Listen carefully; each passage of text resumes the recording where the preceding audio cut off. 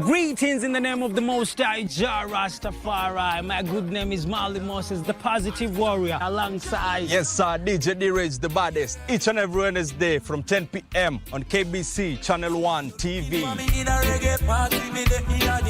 Tunakuletea the biggest reggae party in 254 in a yard extra. Extra niceness of reggae music. Extra dose of entertainment. When the thing is nice, we have to do it twice.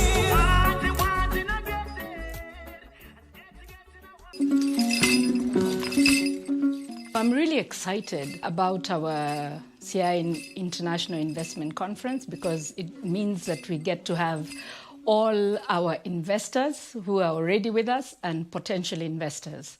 And by investors, I also mean investment in human capital because that's the real thing. That's what's important for the children and for the women and for the community. CI is leading in early childhood development. The county is implementing the nurturing care for early childhood development, which is a framework that was created by the WHO in 2018 that seeks to develop the whole person.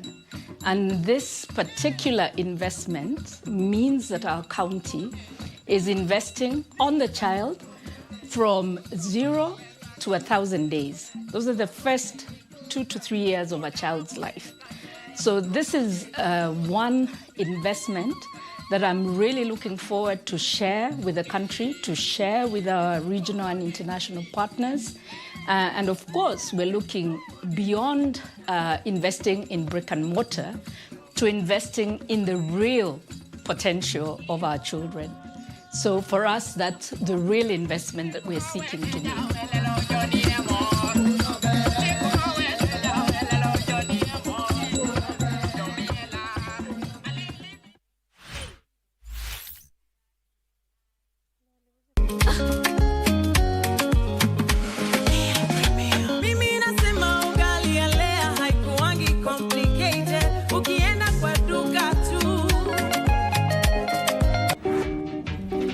Who do you love? Very good. Stacy, who do you want to marry? Oh my gosh. Will you marry me, please? Yes. Yes. Mama. Wewe ngoja. Na wewe unaridhika kuolewa na huyu? Anaridhika kabisa mheshimiwa. Kukuuliza wewe. Lea Premium Flour, nurturing the world. Available in a store near you.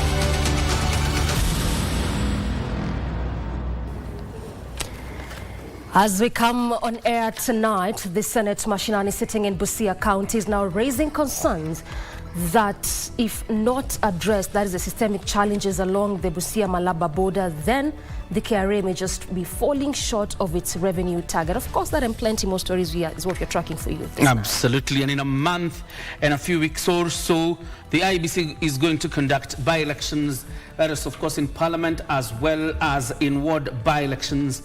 Candidates are submitting their papers today. Of course, there will be a better lot also submitting their papers. That is tomorrow, and once they're cleared, that then will give the go-ahead for them to campaign ahead of the by-elections. We have the latest regarding what transpired in Kasipul of Homa Bay County. That's right, and as usual, before that, the highlights.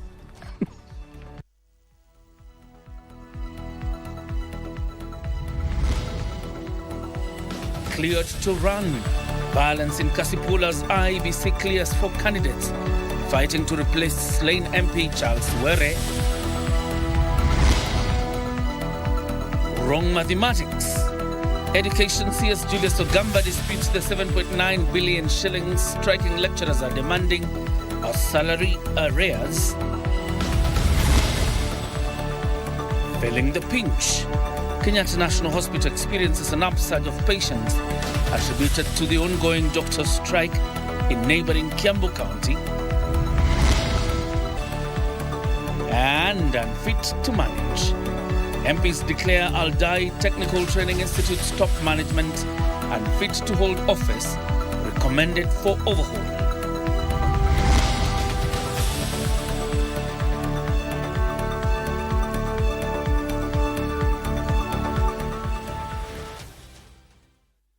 Your own Prime Edition. I'm Doreen Arange. Byron Abuli is our sign language interpreter. And my name is John Jacob Kioria. You're very much welcome to the broadcast. And of course, we start off with education matters, where the Cabinet Secretary Julius Migos Ogamba says the ongoing university lecturer strike is illegal and unprotected after its suspension by the Employment and Labour Relations Court on September 19th. Appearing before the plenary of the National Assembly, Ogamba also said that 7.2 billion shillings of the 7.9 billion shillings common bargaining agreement award owed to the lecturers has been paid, with only 624 million remaining. As Giverson Mine and our reports, some lawmakers refuted Ogamba's claims, even as the striking lecturers continued to take to the streets. Chants at Chancellor Square. For 3 weeks now, learning at public universities has been paralyzed as the Dawn staff demanded payment of the 7.9 billion shilling under the 2017-2021 collective bargaining agreement. So what our members want is for the government to fill up the gaps for 2017 to 2019 to 2019-2020. Tutaendelea na mgomo, na ngoma tutairindima zaidi ikiwa makataa yetu na yale yote ambayo tumeambia serikali yafanye. Kama serikali haitusikii, ngoma tunairindima.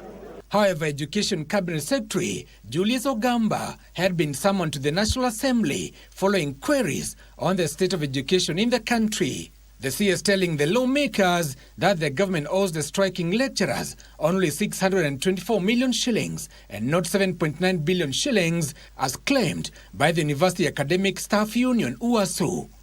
SRC has advised that Kenya shilling 7.2 billion of the 7.9 billion claimed as outstanding has already been paid through normal annual salary increments. But even as Ogamba said that talks were ongoing to resolve the stalemate, he warned that the strike is illegal and unprotected by law, having been suspended by the Employment and Labour Relations Court on September 19, 2025. The implementation of the 2021-2025 CBA is up to date, and the union members have been paid their dues accordingly. On basic education, Ogamba said the verification of schools to root out the ghost ones would end next week. By the end of next week, that is 1 week from today, all verified schools would have received their full expected capitation for Term 3. As of 7th October, 39,752 schools had been verified, accounting for 9.4 million learners, with their capitation money amounting to 15 billion shillings disbursed. We decided that the capitation shall only be released or disbursed to schools that will have been verified. He was, however, taken to task on why some verified schools were still struggling to meet their financial needs. Giverson Minor, Prime Edition. That is collective bargaining agreement, not common. Now, First Lady Rachel Ruto is urging Kenyans to take personal responsibility in ending pollution and protecting the environment. Speaking at the State House in Nakuru during the 2025 First Lady's Mazingira Flama Awards, the The First Lady emphasized the need for every citizen to take proactive steps to conserve the environment for future generations, urging the youth to lead Kenya's green transformation through innovation and creativity. Yetu, jukumu letu. Our environment, our responsibility. The First Lady's Mazingira Awards, now in its third edition, attracted entries from nearly 1 million learners from over 2,000 schools. Disposal of waste, our social responsibilities. The skies once blue, call out for help. The rivers choked, call to you. Through art, essays, poetry and innovation, the learners expressed creative solutions to the country, growing pollution and climate change challenges ranging from waste management to forest restoration and clean energy innovations. Since Flamma's inception in the year 2023, the program has reached every corner of the country, empowering schools to become centers of environmental action. Linking the awards to Kenya's goal of planting 15 billion trees by 2032, the First Lady Rachel Ruto reaffirmed her office's commitment to plant 500 million trees as part of the drive toward climate resilience. In support of this national goal, my office has committed to plant and grow 500 million trees by 2032, inspiring families, communities and schools to take part in nurturing Kenya's green legacy. These are not just targets, they are seeds of hope, ensuring clean air, fertile soils, and a livable planet for every child. Cabinet Secretary for Tourism and Wildlife Rebecca Miano described Flamma as a patriotic call to safeguard Kenya's biodiversity. The incredible response that we have seen to these awards, with over 2,400 entries from young people across the nation, and we have also been told others beyond our borders are interested, is actually proof that our learners are the Mazingira champions, and they have indeed the curiosity and they are eager to lead by providing tangible solutions.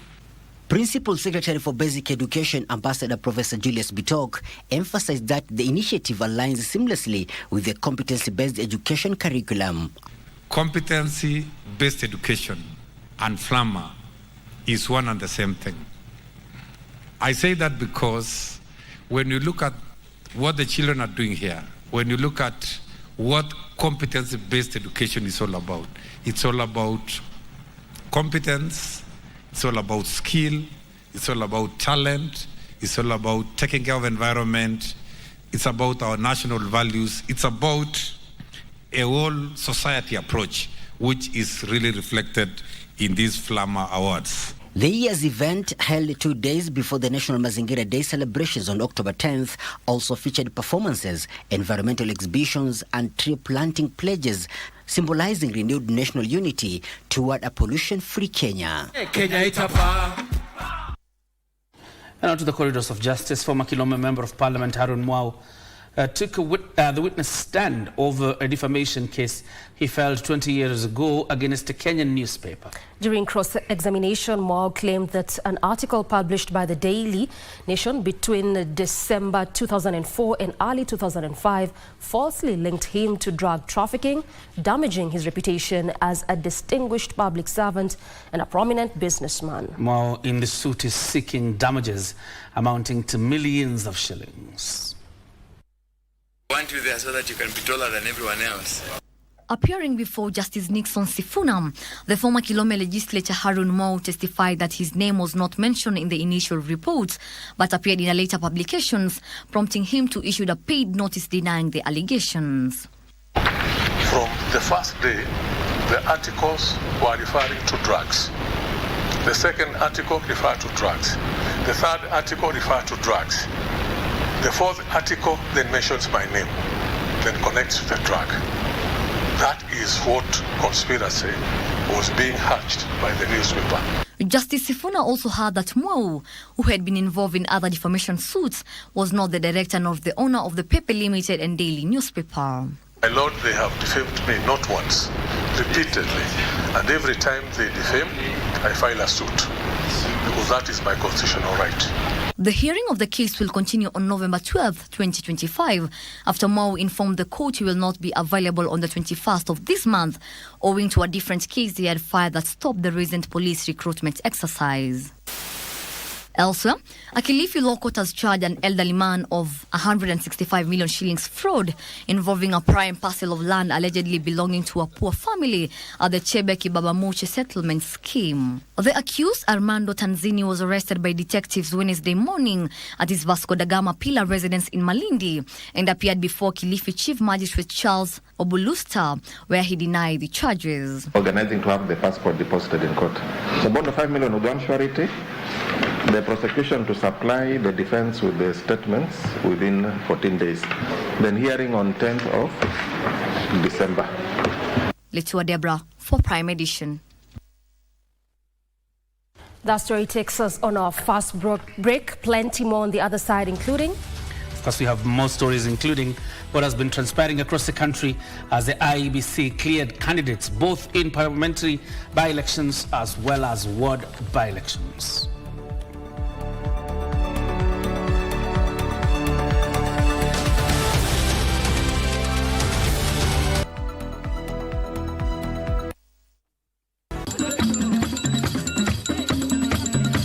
My name is Elizabeth Adongo, and I am the Chief Officer, substantively for Agriculture, Livestock, Food Security and Blue Economy, but I'm also the Acting Chief Officer currently in Trade, Cooperatives, Industrialization and Enterprise in the County of Siaya. Siaya International Trade and Investment Conference is an inaugural conference to look at attracting investment into the county, both foreign direct investment and also local direct investment. And it is an opportunity that as a county we are looking at inviting people to help us achieve our aspirations, which are captured in our CIDP 2022 to 2027 and also the current administration manifesto under Nyalore. So we are hoping that from this conference, and we have quite a number of about 17, 18 profiled projects that we are going to be putting out. We are looking at this platform to be able to, position Siaya as an investment hub.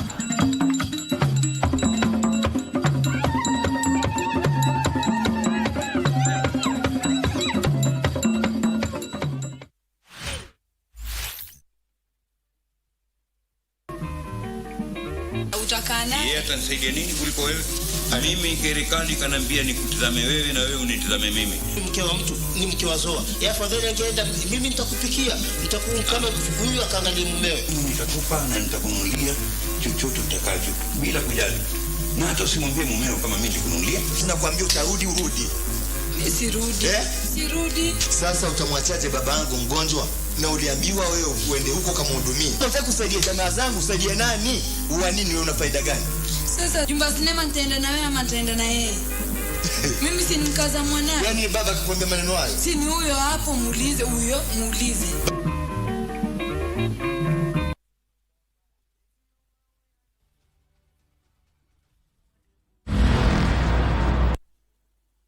Welcome back. Let's highlight one of the stories we've been telling you since the beginning of the broadcast. And pockets of violence were reported as various, we'll take that again, as various candidates were cleared by the Independent Electoral and Boundaries Commission to contest in the November 27th by-election in Kasipul, as tensions flared, of course, after the UPA candidate Sam Rateng Otiende's convoy was attacked in Oyugis, leaving several vehicles damaged and supporters injured.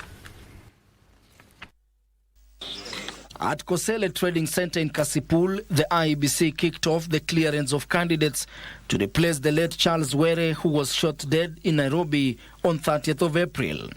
Kasipul returning officer Rebecca Abwaku presided over the exercise, where 4 aspirants were cleared. Independent candidate Philip Aroko, Collins Okey of MDG, Sam Rateng Otiende of UPA, and Boyd Were of ODM. The candidates hitting the campaign trail with each outlining their priorities, ranging from uniting residents, expanding educational opportunities, bridging leadership gaps, and championing youth leadership. We are going to fight for them to make sure that all the negative things that has been happening in this constituency will come to an end come 27th of November. I'm asking my people to rally behind me, we take the position of the MP so that Kasipul can realize what leadership is. We want to see water for everyone. We want to see our schools well established. We want centers of excellence. We want our roads upgraded. As we start our campaigns, I want to advocate for peace. We want peaceful campaigns. At the end of the day, we'll only have one candidate. So let's maintain peace, let's embrace each other. But within hours of his clearance, UPA's Sam Rateng Otiende's campaign convoy came under attack in Oyugi's town. Witnesses say a group of youth hurled stones at his vehicles, damaging a number, forcing him and his team to flee. Musician Tony Nyadundo, who had joined the campaign to entertain supporters, was among those injured. Police have launched investigations with leaders urging for restraint. This scare is not going to make me quit the race. We must change Kasipul for the better. Our people have too many challenges that cannot be confronted or managed by machetes or by blows. It can only be managed if there is peace and harmony. They should follow their campaign schedule, which you already have. We've collected from them their campaign schedule. We are going to harmonize those campaign schedules on Friday so that we do not have any clashes between the candidates, so that we have a peaceful campaign at the end of it all. Meanwhile, in Magarini, 6 candidates were cleared on to contest the November 27th by-election. The process imekuwa sawa, hakuna any hitches tumepata, na tunatumai kufikia kesho kama saa 9 tutakuwa tumemaliza hiyo process yote. Those approved include Samuel Nzai of Wiper, Emmanuel Kalama of We Alliance, Reverend John Sulubu of KSC, Furaha Cheng of DNA, Stanley Keng of Democracy for Citizens Party, and Amadi Chadi of Roots Party.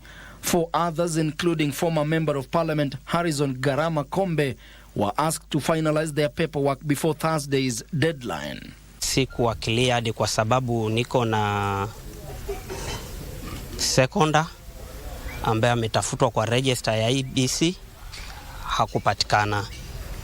Ndio nimeambiwa nirudi kesho. Niko kwa kinyang'anyiro.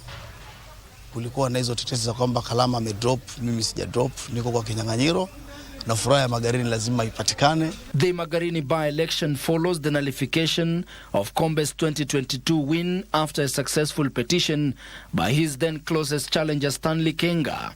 The IBC has assured voters that this time the process will be transparent and credible. While in Malava constituency, DAP Kenya was threatening to ditch the opposition to force DCP party associated with former Deputy President Rigathi Gachagua to pull out of the race. Tunasikia kuna jamaa bado anataka kusimamisha mtu huko na sisi tuko na mtu hapa. Mtakubali? Tunatoa onyo kali tukiwa hapa Malava. Kufikia saa 7 saa 8 mchana huu, kama huyo candidate wako utamleta kwa IEBC, sisi tunaenda kutoa uhusiano na wewe na tubakie peke yetu. Ben Chumba, Prime Edition. And away from that, looks like the opposition always is dealing with what you would call torpedoes. But anyway, we shall see how we'll be able to navigate that one. Ahead of the 27th by-election slated for November 27th. Now, away from that to some health matters now. The Kenyatta National Hospital has reported a surge of patients seeking medical care at the facility following the ongoing industrial action by doctors in Kiambu and Nairobi counties. At the same time, Murang'a Level 5 Hospital has urged patients to seek medical services in neighboring facilities, including Muriraja Hospital, New Mokoyo and Kiagage dispensaries, after recording an increase in the number of patients in the last 5 months following the recent expansion of the facility.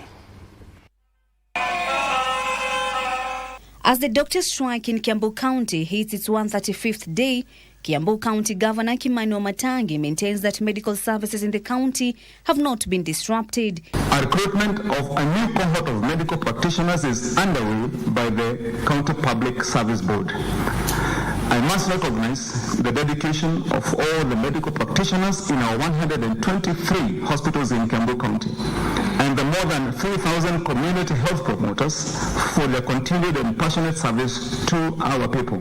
Delivering his State of Kiambu County address at the Kiambu County Assembly on Wednesday, Wamatangi said the county government has addressed most of the grievances raised by the Kenya Medical Practitioners and Dentists Union, among them promotion, recruitment of new medics and equipping of health facilities. We also have an ambulance dedicated exclusively to maternity care, ensuring that mothers and infants receive the needed care promptly. As a result, the Kiambu Level 4 Hospital achieved 0 maternal deaths between January and July of 2025, which was unprecedented in Africa. According to our data, our hospitals, we have 3 referral hospitals in Kiambu, and we are also receiving many referrals from other facilities, from other counties. However, there has been no surge at all of referrals to Kenyatta National Hospitals. So it surprises me. This is the country's largest referral facility. Kenyatta National Hospital reports a surge of patients due to the medics strike in Kiambu and Nairobi counties. In a statement released on Wednesday, the health facility disclosed an overwhelming number of patients in the maternity department, with the labor ward and newborn unit handling more than twice their normal capacity. The institution has appealed to the doctors and respective county governments to resolve their differences and ease the pressure on KNH and ensure that patients receive care closer to their homes and on time. A similar statement was issued by Muranga Level 5 Hospital. The facility has reported an influx of patients in the last 5 months, with 1,500 to 2,000 outpatients clients attended to daily, while 500 are inpatients. The facility has appealed to patients to seek services from neighboring hospitals, including Muriranja's Hospital Mugoiri, which has additional doctors, and the new Mukuyu and Kiangange dispensaries in Kiharu constituency. Kasichana Masha, Prime Edition. You've heard Kasichana's pronunciation of Kiangage. And I said that's why you had to mention it, because you would say Kiangage. He said Kiangange. All right, moving on. Kenya has planted over 1.06 billion trees since the start of the 15 billion tree cover by 2032 ambition in December of 2022. Environment CS Dr. Deborah Baraza says the government targets to plant another 100 million tree seedlings across primary schools in the country during the Mazingira Day celebration slated for the 10th of October. Deborah urged every Kenyan to use the national holiday to go back to their primary school, donate and plant fruit trees as a means of reaching a 30% tree cover target by the year 2032. Ahead of this year's Mazingira Day, where Kabuyefwe Primary School in Trans Nzoia County will host the national celebrations, Kenyans have been rallied under the clarion call to Rudi Primo to donate fruit trees, not to clean environment. The choice of fruit trees this year is intentional. The fruit trees are life-giving. They feed, they shade, and they sustain. They provide nourishment for our children, income for schools and families, women and the youth, and they provide shade that cools our classrooms and improves learning environments. Environment Cabinet Secretary Dr. Deborah Baraza says government officials have been assigned different schools to spearhead the planting of at least 2,000 trees in each school, with the surplus being given to students for planting in their homes to further cultivate an environment-conscious demographic. Kenya Forest Service and the Kenya Forestry Research Institute will avail the seedlings for the exercise, but for those that need to be purchased, the National Youth Service will be selling them at 150 shillings per seedling. We have been propagating fruit trees suited for the various sites. We talk about species to site matching, and just to tell you that when you plant your trees and your fruit trees, kindly record them on Jazamiti. We have informed our officers to avail the seedlings for planting across the country in the schools, and they have been mapped already. If we plant 100 million, in another few years, we are going to have trees worth 10 trillion in this country. So trees are valuable, and let us protect them. While expressing optimism in achieving the ambitious target of planting 15 billion trees by the year 2032, Forestry Principal Secretary Gitonga Mugambi said fruit trees will also go a long way in improving Kenya's nutritional status and urged citizens to care for the trees after planting to ensure they survive. Friday is just the starting. We need to have the exercise, learn throughout the rainy season so that we plant as much as possible. The ministry has also launched agroforestry and bamboo development strategies to scale up tree-based value chains, create green jobs and build local industries that link tree growing with livelihoods. Now to another story that we had highlighted earlier, where senators are now expressing fears that the Kenya Revenue Authority may not reach its full revenue potential if inefficiencies at the country's border points are not effectively addressed. Speaking after touring the Busia one-stop border point, the senators said delayed cargo clearance is hurting Kenya's chances of warding off competition from neighboring countries. The senators are considering a motion that seeks to streamline operations at the country's border points and clear the stumbling block to smooth movement between Kenya and its neighbors. Long queues of long-distance cargo trucks parked by the roadside awaiting clearance at the Busia and Malaba one-stop border points. It is well too familiar to many. Barabara ipanuliwe na matrela isikuwe busy vile iko sahi. It is one of the bottlenecks that has continued to affect operations at the borders. Kwenda kuvuka ngambo ile kufanya biashara imekuwa ni ngumu, maskari walikuwa wanatusumbua sana. But the recent visit by senators to the Busia and Malaba border points could be a silver lining as the lawmakers call for reforms to streamline operations to enhance competitiveness and ease the movement of goods within East African community. We know that the technology exists, Mr. Speaker, to track a truck driver to know whether they stopped somewhere, whether they loaded or offloaded, Mr. Speaker, the goods that they are carrying, whether they have misdeclared. All these fears that we have that are creating these bottlenecks, Mr. Speaker, there exist mechanisms and the technology to ensure that you beat that which you fear as a country, Mr. Speaker. Senators expressed concern about outdated infrastructure, non-functional scanners, and frequent paperwork that slow trade process. Speaker, the amount of revenue that we collect in these border points, when streamlined, Mr. Speaker, we can collect far much more. Then you ask yourself and wonder, where does this money go? The border deserves to get the development, Mr. Speaker. The management at the Malaba border, Mr. Speaker, is not able to address the financial issues that need to be addressed. The legislators also pointed out poor working conditions at the border, such as lack of proper sanitation facilities and congestion caused by agencies that do not operate on a 24-hour, 7-day basis, warning that the inefficiencies risk diverting cargo traffic to neighboring countries. It is so unfortunate that we have to have someone to wait for 48 hours because an employee of the government is only available from 8 to 5 and from Monday to Friday.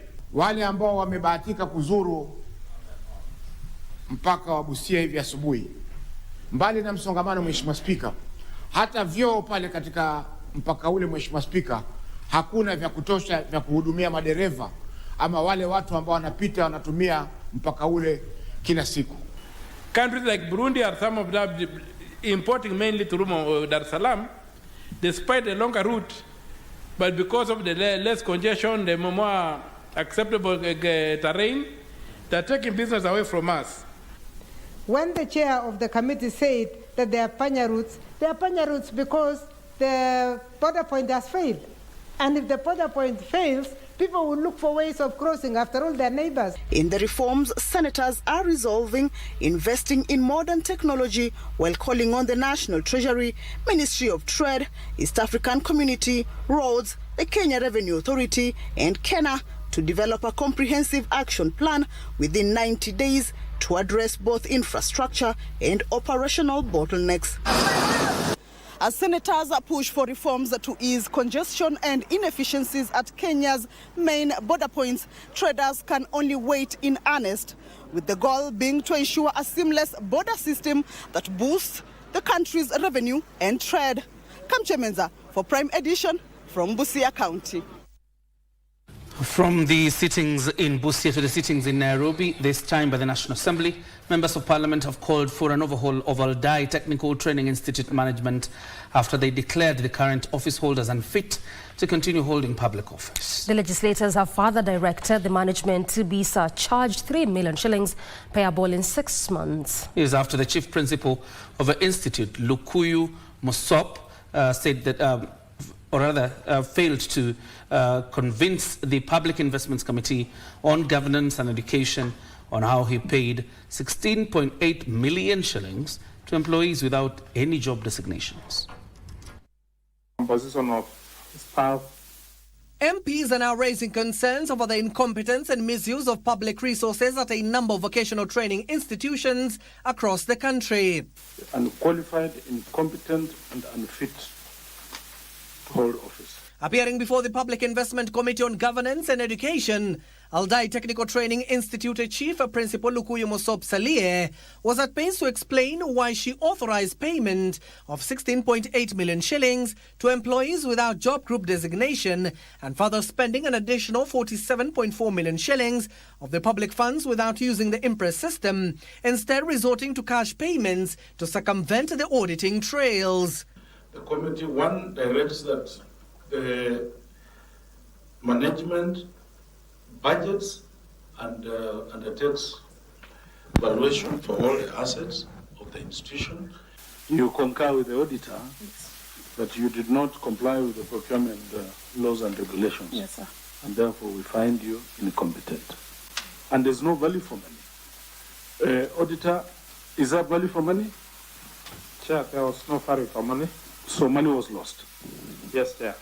We surcharged 3,089,000 shillings. Payable in 6 months. The predicament was similar to officials of Mosoriot Teachers Training College, who are also surcharged 500,000 Kenya shillings for failing to produce financial reports to the Auditor General. The committee surcharges the procurement person and finds her unfit to hold office. Meanwhile, Treasury Principal Secretary Chris Kiptor risks being fined 500,000 shillings after he failed to appear before the Special Funds Account Committee. Failure to appear on the 4th of November, an automatic fine of $500,000 he will have to pay. The PS who has been summoned was to respond to how the funds under the purview of the National Treasury for the financial years 2017-2018 to 2023-2024 were utilized. And I would advise you to advise the PS not to test the resilience of this committee, not to think that this Special Funds Accounts Committee does not matter.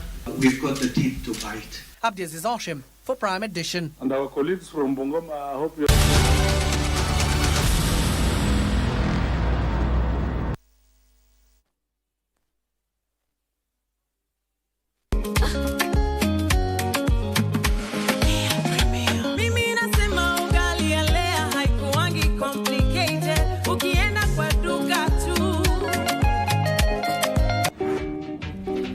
Who do you love? Very good. Stacy, who do you want to marry? Wewe. Oh my gosh. Will you marry me, please? Yes. Yes. Visha mama.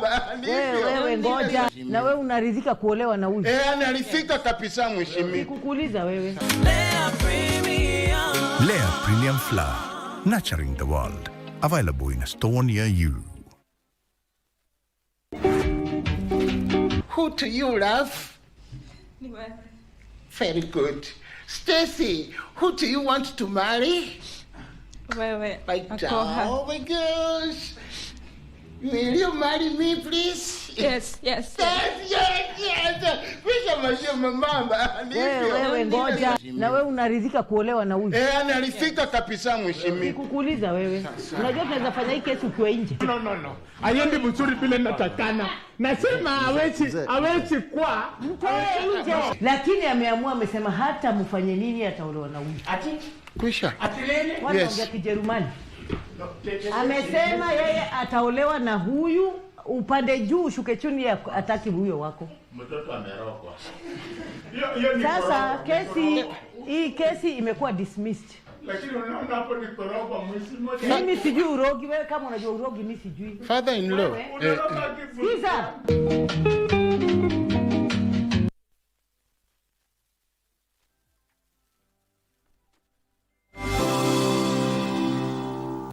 For the latest in the business news now, and the online coffee auction has been opened up for foreign traders and buyers in a bid to increase visibility of Kenyan coffee.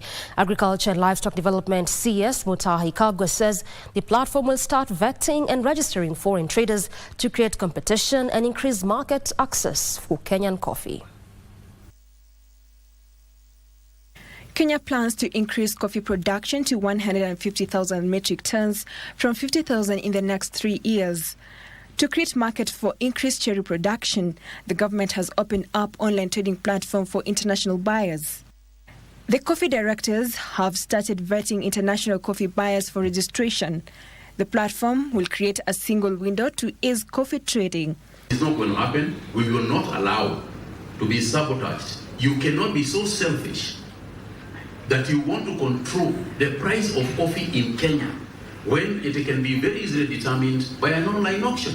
Kagwe says the platform will create visibility of the Kenyan coffee and increase competition for the Kenyan coffee. If you can be able in Kenya to order something in Amazon, in the USA, why are you not able sitting in New Zealand to participate in a Nairobi Coffee Exchange and get your coffee in New Zealand? Already, the new Kenya Planters Cooperative Union has started sensitizing farmers in 22 counties on proper crop husbandry and increased seed production in a bid to meet farmers' demand. We hope that these coffee extension champions would assist the farmers at the grassroots level or the ward level in terms of improving their yield and their quality and improving in terms of production. Sylvia Gatti for Prime Edition. Kestrel Capital East Africa Limited has announced a historic management buyout led by Theo Capital Holdings Limited, signifying confidence in Kenya's capital markets. Kestrel Capital CEO Francis Mwangi says the buyout is part of its expansion strategy as it deepens its role in shaping regional investment and financial innovation. The management buyout by Theo Capital Holdings, comprising Kestrel senior executives as well as key investors, represents the first transaction of its kind in Kenya's financial sector. I am confident and I'm convinced that the duo of Francis and Eric will lift Kestrel and the capital markets industry in Kenya to new heights, the way that Kestrel Capital did in the very early days. Kestrel Capital CEO Francis Mwangi says the transition guarantees business stability, continuity, and a stronger client focus as the firm moves into its next growth phase.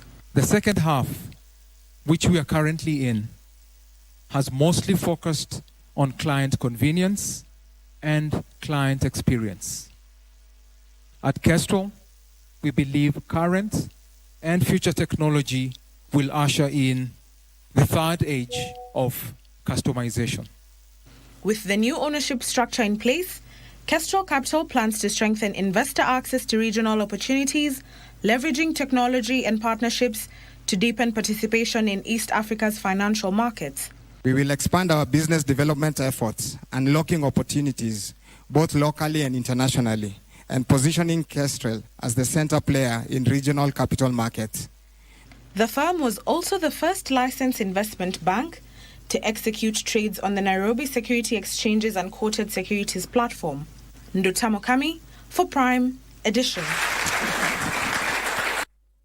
And Kenya is leading the push to digitize and harmonize credit scores across the common market for Eastern and Southern Africa bloc to ease credit access among entrepreneurs. Speaking exclusively to KBC Channel 1, Micro, Small and Medium-Sized Enterprise Development PS Susan Mangeni says harmonizing of credit scores will ensure SMEs access credit across borders and reduce paperwork in the regional financial sector.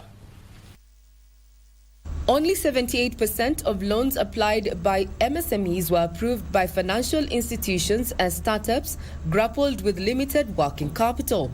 Regionally, entrepreneurs are faced with similar challenges as most lenders ask for collateral. That credit history speaks about the credit worthiness, and that worthiness now becomes a collateral. So we are trying to build an infrastructure that can equip our people with digital collaterals. PS Mangeni opines with digital credit scores built from mobile payments, tax records and online transactions, MSMEs would be able to prove their credit worthiness without traditional paperwork, making it easier to access financing and trade opportunities. With enhanced infrastructure and thanks to the technology spread, you can actually be here and trading in New York. You can be here and trading in Malaysia. You can be here and trading in any parts of the world. Governments and fintech partners have been advised to collaborate to generate data that can ease credit access. Mobile spread is very good, over 70%, hitting over 70% in Africa. But we feel we still need to support our people to digitize properly, have the right digital tools that can enable them to support and sustain the global trade. Once formalized, lenders can use the scores to assess risk quickly and fairly, while MSMEs gain access to working capital and trade finance they were previously locked out of. And Kenya here is leading in the number of fintech. Now everybody is going digital lending. Even as in government, through the Hustler Fund, we have presented a platform where we can now get to track the consumer behavior or tendencies of our population that now will be crystallized in some sort of credit history. So every discussion that is going to happen tomorrow, the commitments which are going to be placed on the table are commitments which are facing the MSME sector. Key areas that we should be looking out when this particular summit comes to a close is commitments around access to affordable credit, commitments around pushing for trade within the COMESA bloc, and also the uptake of technology when it comes to digital operations in trade that are set to make MSMEs the center of socio-economic development for individual states as well as the regional bloc. I'm Regina Manyara. You have been watching KBC Channel 1. We are keeping tabs on the outcomes of the 24th COMESA Summit right here in Nairobi. Delays in the approval of commercialization of biotech crops has cost Kenya 20.3 billion shillings in missed revenue. Daniel Charlo, senior manager at African Agriculture Technology Foundation, says if adopted, genetically modified crops can increase yield and reduce the country's food import bill. The 20 billion is the total loss of the delay of adopting BT maize, BT cotton, and also late blight resistant potato. When we try to break down the three, you realize that maize takes the bulk of this. The loss associated with not adopting BT maize is around 11.3 billion. Yes, definitely the cases. As I've said, we have had a lot of court cases. Some of them have been dismissed. Others are still active. And because of those litigations, basically the deployment of GMO technologies have been slowed down. We hope those cases will be determined in a short period of time, after which the authority is able to progress with its mandate to assess and make decisions on the GMOs.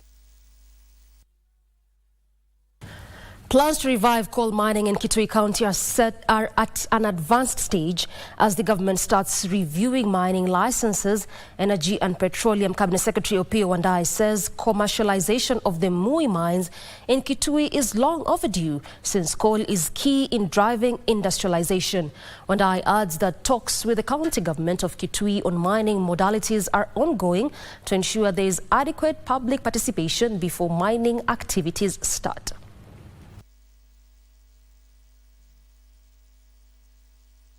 The government, as we speak, is reviewing the existing concessions or licenses with a view to jump-starting the process of the project once again. Okay? We have already discussed this with the county government, and we continue to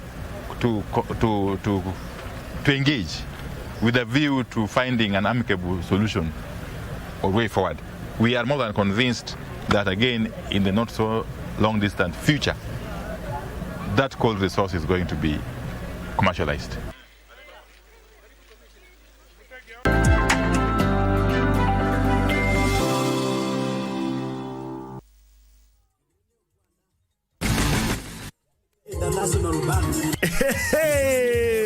Kiitikio cha kutambua sauti yako na huku tukisherehekea miaka 14 ya utangazaji bora wa stesheni ya KBC ya Kalenjin Kitwek FM. Tunakualika katika mbwembwe za aina yake kuanzia tarehe 10 hadi tarehe 12 mwezi huu. Kouni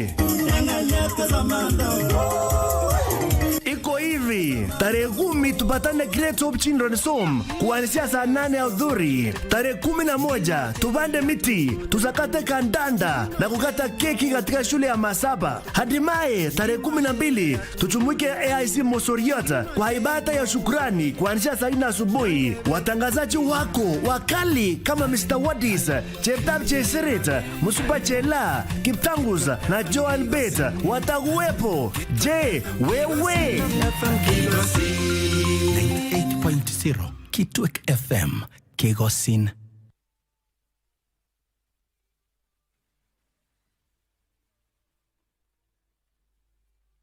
Time for sports now, and the national soccer team Harambee Stars is all set to face Burundi tomorrow at the Prince Louis Rwagasore Stadium in Burundi as the African first qualifying round for the 2026 FIFA World Cup nears the end. The match will be broadcast live on Y254 from 4 p.m. Harambee Stars will not be playing at the 2026 finals as they are already out of contention.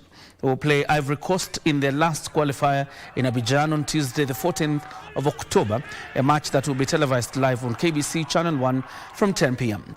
Harambee Stars are 5th in Group F with just 9 points from 8 matches and sit 1 point behind their opponents Burundi and Gambia, who will play a crucial game against second-place Gabon on Friday at Kasarani. Gabon must win that game as they scramble for the one automatic place with Ivory Coast, who sit at the top of the table. Gabon can still qualify if they win their remaining matches, even if Ivory Coast tops the group, as they are currently top of the best runners table. The 4 best runners-up will take part in a second qualifying knockout round, where the winner will proceed to the Inter-Confederation playoffs to determine their place in the 2026 finals, to be co-hosted by the United States, Canada and Mexico in June and July.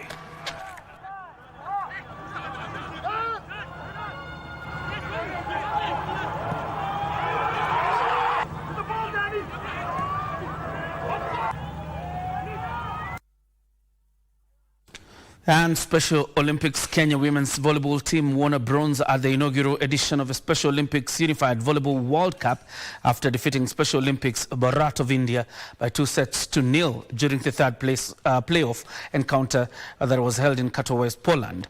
The championship, which began in October 5th, ended today. Kenya won the first set 25-13 and had to dig deep to win the second set 25-20 and emerged the winner of the bronze medal fixture played in 2 sets. At the group phase, Kenya had been pulled in Pool D alongside Mongolia, Serbia and Ukraine. They beat Mongolia by 2 straight sets and lost by the same margin to Ukraine, but overcame Serbia 2-1 to finish second in the group. United Arab Emirates won the gold after trouncing Ukraine in 2 straight sets. A total of 8 women's teams and 8 men's sides took part in the championship, with each side consisting of 6 athletes with intellectual disabilities and 6 unified partners without intellectual disabilities. And that's a match ball and a match point for Special Olympics Kenya. Also, FKF Nairobi East County Branch has unveiled a digital platform that will hasten the registration of players as well as filing of match reports by match officials. The portal will also be used by clubs to register for the league, make payments, lodge appeals, as well as act as an information center for both the clubs and the public. Zetu kama branch ya FKF Nairobi East kuhakikisha tuna simplify things for clubs in terms of the services that we should be delivering to them. So when I talk about the services, naongelelea issues, player registration, disputes and appeals, naongelea issues, kuangalia mambo na hapa mashinani pia zile mechi zetu ndogo ndogo kuangalia venye tunaweza wa introduce kwa ticketing na wakapata platform pia wanaweza generate income hapo. Thing will help in time saving, as we all know that time is key. Now, to everyone in our East Branch, from players and coaches, will get an easy way to work in this new online platform. And Cricket Kenya Vice Chairman hopeful Bhavesh Gohil is promising a raft of changes if elected in the forthcoming Cricket Kenya elections. Bhavesh promised to foster cohesive and harmonious working relationship between the stakeholders and the board, and also invest in youth and age-grade development. What I'm looking at is bringing cricket in another, I would not say that to change it all, but to improve the cricket in this country. Yeah, with the contacts I have, with the amount of friends I have, and even I can bring in some good sponsors to bring this cricket up. Welfare for the players, the men's team, the women's team, under 19 team. Basically, as we just say, improvement. Yes. Finally, a strong field of 82 golfers are expected to take part in the 6th leg of the Sunshine Development Tour, slated from the 13th through to the 15th of October at Royal Nairobi Golf Club. Professional golfers drawn from hosts Kenya, Burundi, Rwanda, Tanzania, Uganda, Zimbabwe and Malawi are expected to take part in the championship, which has a total prize purse of 2 million Kenya shillings. Top 30 players will make the cut to the second round and will proceed to the final round, slated on Wednesday. Sports Cabinet Secretary Salem Mvurya says the government is considering developing a sports academy in Migori. And while on an inspection tour of a Migori stadium, which is 40% complete, Mvurya said the academy, together with the 10,000-seater Migori stadium, which will be completed by the end of next year, are vital in nurturing the sports talents of the young Kenyans in that county. This inspection today has given us an idea that the work that is going on here is in good progress, now at 40%, and we'll continue to monitor to make sure that the timelines of 12 months or less can be achieved in 100% completion. And looking at the progress so far, I'm sure this project will be completed in record time. And this project will be a key, and it will play a pivotal role to ensure that we mobilize talents across this region. Going forward, we will be looking forward to partnering with the county government so that we can also look at the issues of sports academies across this county, because we want to harness talents from the grassroots. And His Excellency the President is on the forefront to set aside resources, to put priorities so that we can invest in sports infrastructure in our country. And Kenya has climbed to the 9th place globally in the latest World Baseball Softball Confederation WBSC rankings, making a significant leap from their previous position where they were placed 11th. The baseball youth team made waves. I'll take that again. The baseball 5 youth made waves in their first international stage from Nairobi to Nayarit to prove to the rest of the world they can play and win.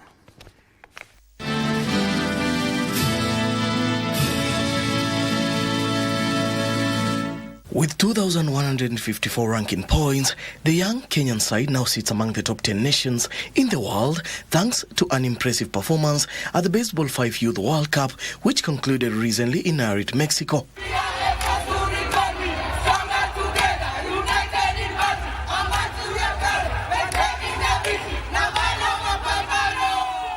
Team Kenya defied the odds, finishing 5th in the tournament, overcoming some of the sport's global powerhouses and capturing the attention of fans and analysts alike. Leading the global rankings is Cuba with 5,827 points, followed by Japan, France and Chinese Taipei, while Tunisia remains the top-ranked African team at the 5th place. It's worth noting that they finished 12th in Mexico, 7 spots below Kenya. It's a proud moment for Kenyan sports as the nation proves its potential on the world stage in a growing, fast-paced sport. We have now included baseball through Kenya Institute of Curriculum Development into the senior school curriculum.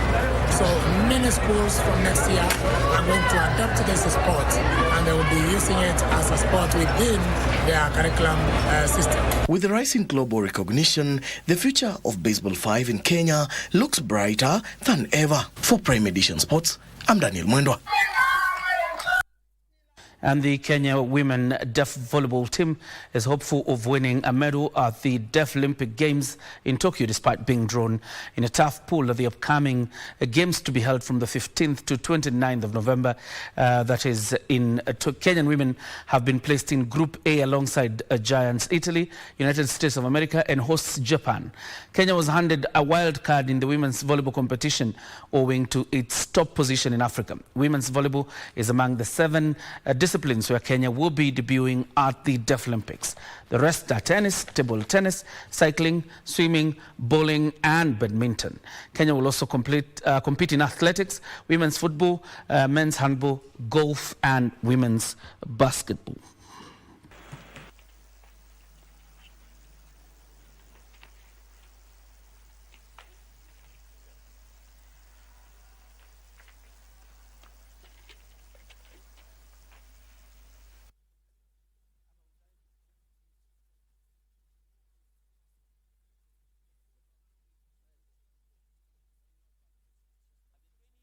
Has been good.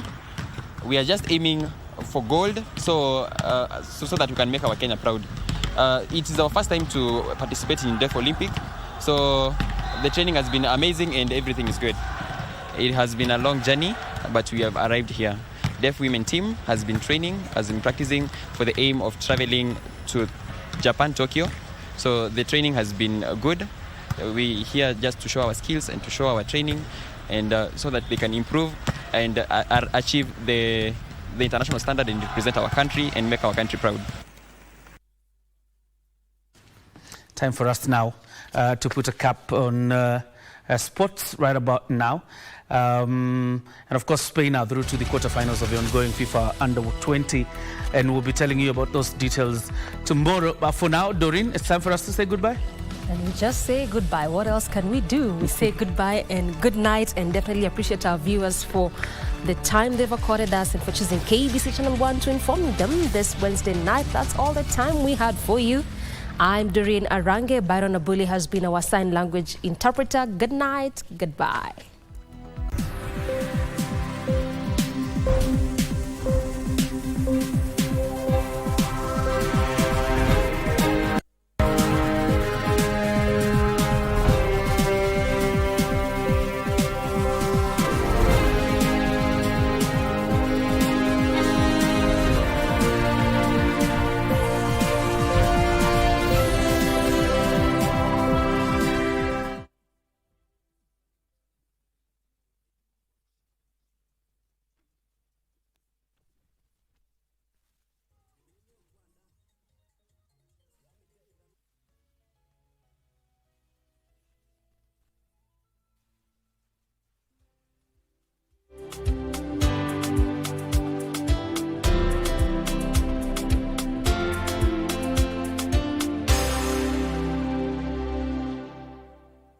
Tushinde.com.